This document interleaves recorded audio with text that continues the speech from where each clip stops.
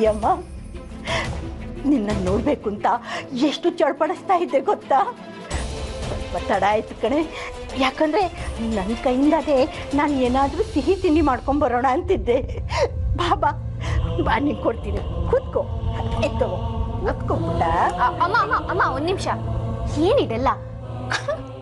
ಕಳ್ಳಿ, ನನಗೇನು ಗೊತ್ತಿಲ್ಲ ಅಂತ ಅಂದ್ಕೊಂಡಿದ್ದೀಯಾ? ನಂಗಾಗಲೇ ಎಲ್ಲ ವಿಷಯ ಗೊತ್ತಾಗಿದೆ. ಫೋನ್ ಬಂದಿತ್ತು, ಭುವನಜ್ಜಿ ಫೋನ್ ಮಾಡಿ ಎಲ್ಲ ಹೇಳಿದ್ದಾರೆ. ನಂಗೆ ಎಷ್ಟು ಖುಷಿ ಆಯ್ತು ಗೊತ್ತಾ? ತಗೋ, ಇನ್ನೊಂದು ಸ್ವೀಟ್ ಇದೆ.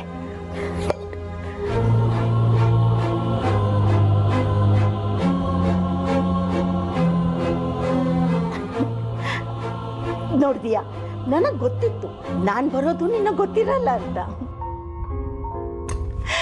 ಸರಿಯಾಗಿ ಊಟ ತಿಂಡಿ ಎಲ್ಲ ಮಾಡ್ತಾ ಇದೆಯಾ ತಾನೇ? ಆಮೇಲೆ ಕೆಲವು ತರಕಾರಿ ಎಲ್ಲ ನೀನು ತಿನ್ನಬಾರ್ದು, ಒಳ್ಳೇದಲ್ಲ. ಆಮೇಲೆ ಕೆಲವೆಲ್ಲ ತಿನ್ನಬೇಕು, ಅದೆಲ್ಲ ನಾನು ನಿನಗೆ ಹೇಳ್ಕೊಡ್ತೀನಿ ಬಿಡು. ನಾನು ಹೇಳಿದ ಹಾಗೆ ನೀನು ಪಥ್ಯ ಮಾಡು ಸಾಕು. ಹೊರಗಿಂದ ಹಾಳು ಮೂಳೆಲ್ಲ ತಿನ್ನಬೇಡ. ವನಜ್ಜಿ ನಿನಗೆಲ್ಲ ಹೇಳ್ತಾರೆ, ಆದರೆ ನಾನು ಹೇಳಬೇಕಲ್ವಾ, ಅದಕ್ಕೆ ಹೇಳಿದೆ. ಕೊನೆಗೂ ಒಳ್ಳೆ ಸುದ್ದಿ ಕೊಟ್ಟಿಯಲ್ಲಮ್ಮ. ಅಮ್ಮ ಅಮ್ಮ ಒಂದು ನಿಮಿಷ ಪ್ಲೀಸ್. ಯಾಕಮ್ಮ, ಏನಾಯ್ತು?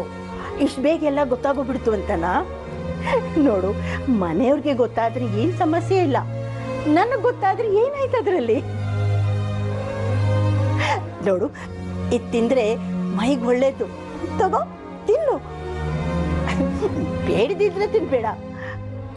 ಯಾಕಮ್ಮ, ವಾಂತಿ ಬರೋವಾಗ ಆಗ್ತಾ ಇದೆಯಾ? ಇನ್ಮೇಲೆ ಪದೇ ಪದೇ ಹೀಗಾಗ್ತಾ ಇರತ್ತೆ.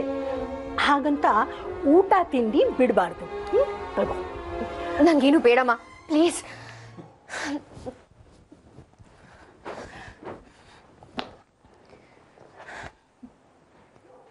ನೋಡು,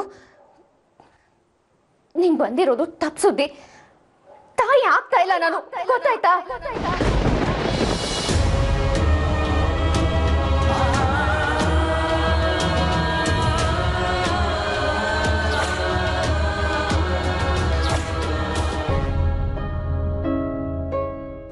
ಶ್ರದ್ಧಾ?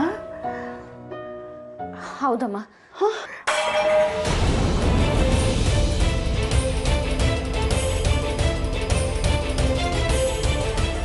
ಅದೇನೋ ವಾಂತಿ ಆಗಿದ್ದನ್ನ ತಪ್ಪು ತಿಳ್ಕೊಂಡು ಏನೇನೋ ಆಗೋಯ್ತಮ್ಮ ವಿಷಯ.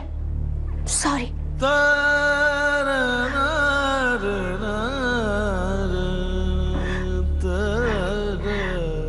ಹೌದೇನಮ್ಮ? ನಾನು ಅದೆಷ್ಟು ಖುಷಿಯಲ್ಲಿ ಓಡೋಡಿ ಬಂದೆ ಗೊತ್ತಾ?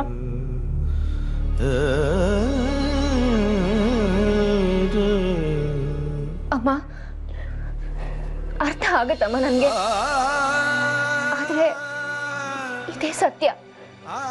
ಏನ್ ಮಾಡ್ಲಿ ಹೇಳು? ಇನ್ನೊರ್ಗೂ ವಿಷಯ ಬಂದಿರೋದು ನಂಗೆ ಗೊತ್ತಿರ್ಲಿಲ್ಲ ಅಮ್ಮ. ಗೊತ್ತಿದ್ರೆ ನಾನೇ ಹೇಳಿರ್ತಿದ್ದೆ.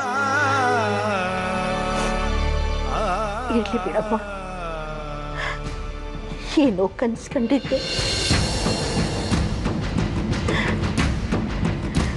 ಸತ್ಯ ಆಗೇ ಆಗುತ್ತೆ. ಸ್ವಲ್ಪ ತಡ ಆಗ್ಬೋದು ಅಷ್ಟೆ.